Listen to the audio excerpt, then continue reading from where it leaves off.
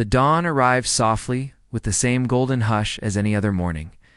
Birds chirped beyond the window pane, and light filtered in through gauzy curtains, casting delicate patterns on the walls.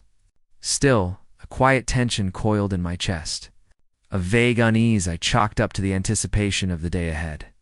After all, it was Rachel's sister's wedding, a grand celebration in the countryside filled with a kind of luxury and charm you only see in curated Instagram feeds and bridal magazines. The manor was stunning, perched amid rolling hills, its stone facade framed by vibrant flower beds and towering oaks swaying gently in the breeze. The scent of jasmine and freshly mown grass hung in the air. Guests arrived in an array of elegant attire. Silks, tailored suits, polished shoes, and laughter floated freely as glasses clinked and hugs were exchanged. Rachel looked breathtaking. She wore a deep burgundy dress that clung to her figure with effortless grace. Her dark curls fell in perfect waves, bouncing with every step. As she walked beside me, our hands clasped loosely. She smiled for photos and chatted with relatives, slipping so seamlessly into the spotlight that I felt like a prop in the backdrop of her perfect frame. I told myself to focus on the joy, to soak in the celebration. But something in me wouldn't settle. A quiet murmur, a sense that something wasn't quite right. I dismissed it as pre-wedding jitters. Or maybe just the unfamiliarity of being a guest rather than a participant in such a big event. The ceremony was exquisite. Rachel's sister floated down the aisle like a vision, her smile radiant beneath a lace veil. The vows were tender, deeply personal, promises wrapped in raw emotion that drew tears from even the most stoic guests. A string quartet played softly in the background, and the warm afternoon sun bathed everything in golden light. The reception was a dream. Inside the grand hall, chandeliers sparkled like captured stars. White roses adorned the tables, their petals gleaming in the glow of countless candles. A soft jazz band played mellow tunes that wrapped around the room like silk. Champagne flowed. Laughter filled the air, and couples swayed gently on the dance floor. I tried to lose myself in the moment, to be present, to dance, to smile, to drink. But then I noticed it. Rachel had changed subtly, almost imperceptibly at first. A glance at her phone that lingered too long. A step outside alone, claiming she needed fresh air. Fingers moving with urgency over the screen. Text, a reply, another text. I wanted to believe it was nothing, just the chaos of the day.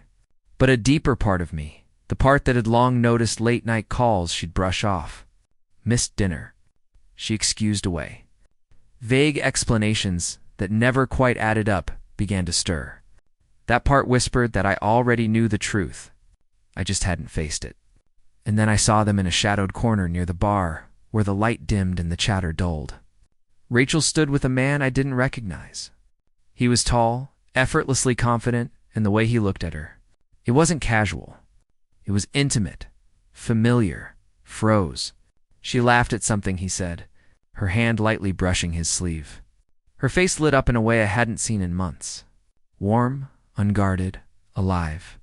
And in that laugh, I felt the weight of 1,000 silent moments between us. The late nights, the half-truth, the emotional distance I tried to explain away. I told myself to look away, to breathe. Maybe it was innocent. But then he leaned in, and she didn't step back. Their lips met in a kiss. Brief, but unmistakable. Not clumsy or unsure, but practiced, comfortable, real. The world fell away. The music, the voices, the clinking glasses, all of it dulled to a hollow hum. My chest tightened. My vision blurred at the edges. I stood there watching the woman I had married, the woman I trusted, the woman I loved. To kiss another man at her own sister's wedding. I didn't make a scene. I didn't shout or scream. I simply turned. My feet moved on their own, slow and heavy, carrying me out of the hall, past the glowing lanterns and the laughter I no longer belonged to, into the garden where only moonlight and silence greeted me. The air was cool, but I didn't feel it. I felt nothing but the ache hollowing out my chest. Called my best friend. My voice cracked as I spoke the words out loud for the first time. She kissed someone else. Even saying it felt unreal, but it was real, and it broke something in me that couldn't be fixed. That night, I drove home alone. The road blurred beneath my headlights. The image of her glowing eyes and his hand on her waist burned into my memory. When I reached our apartment, I knew what I had to do. I packed a small bag, clothes, toiletries, a few keepsakes that still felt like mine. I left everything else behind. I didn't yell or accuse.